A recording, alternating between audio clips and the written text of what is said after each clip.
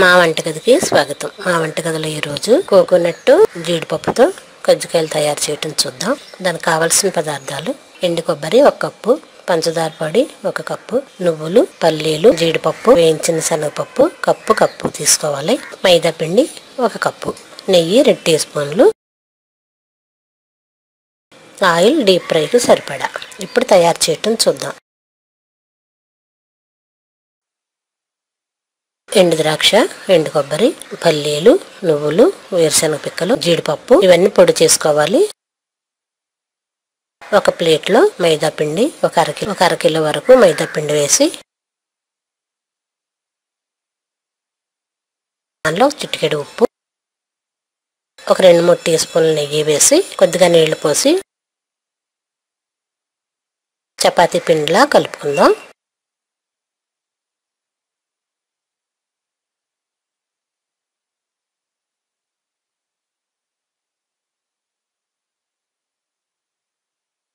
ఇలా నీళ్లు పోసి ముద్దలా కలుపుకోవాలి.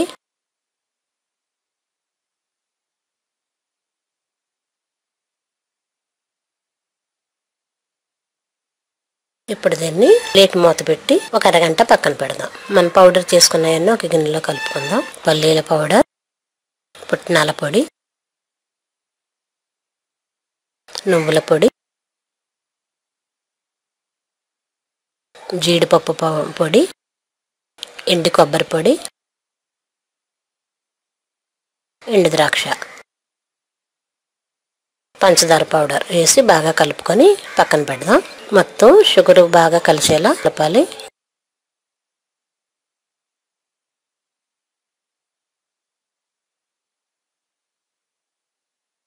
ఇప్పుడు మనం ముందు కలిపి ఉంచుకున్న మైదా పిండిని చిన్న చిన్న ఉండలుగా చేసి చపాతీలా చేసుకుందాం. ఇలా మనకు కావలసిన సైజులో చపాతీలా చేస్తే మనం కజ్జికాయలు తయారు చేసుకోవడానికి రెడీ అవుతుంది పిండి. ఇప్పుడు కజ్జికాయలు ఎలా చేయాలో చూద్దాం.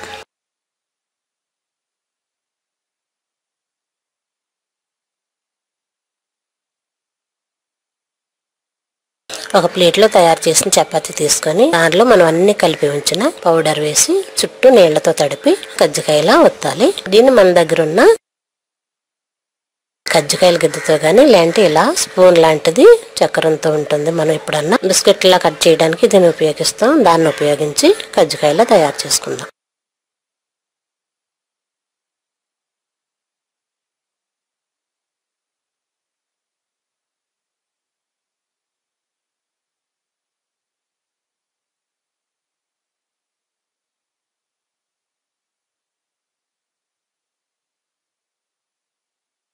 చూడండి, సమానంగా వచ్చింది. మళ్ళీ ఇంకొక చపాతీ తీసుకొని దానిలో మనం కలిపి ఉంచిన డ్రై ఫ్రూట్స్ పౌడర్ వేసి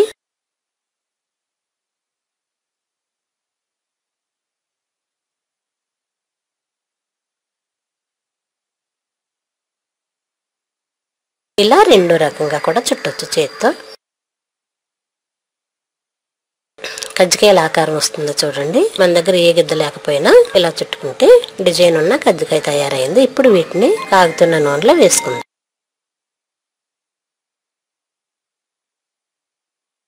వీటిని ఇలా తయారు చేసిన కజ్జికాయలను కాగుతున్న ఆయిల్లో వేసి దోరగా వేయించుకుని ప్లేట్లో తీసుకుందాం. ఇలా 2-3 వాయిలుగా వేసుకుంటే మనం తయారు చేసిన కజ్జికాయలు రెడీ అవుతాయి.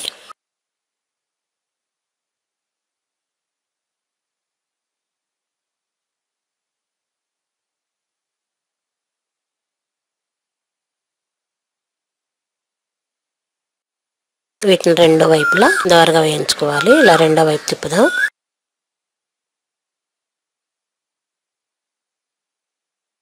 ఇలా తయారైన కజ్జికాయల్ని ఒక ప్లేట్లోకి తీసుకొని సర్వ్ చేసుకుందాం.